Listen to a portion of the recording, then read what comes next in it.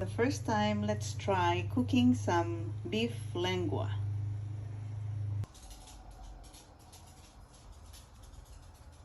Pressure cook for 35 minutes.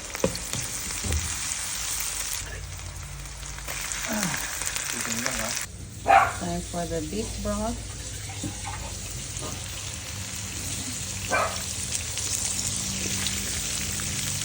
And cream of mushroom condensed soup.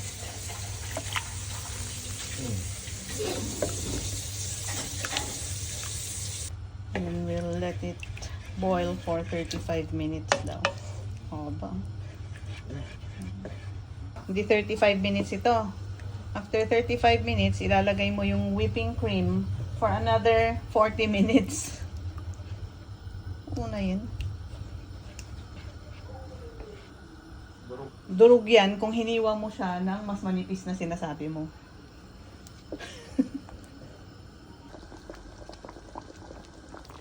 Wow, this looks really good. Parang gravy talaga. Yep. Sarap. Wow.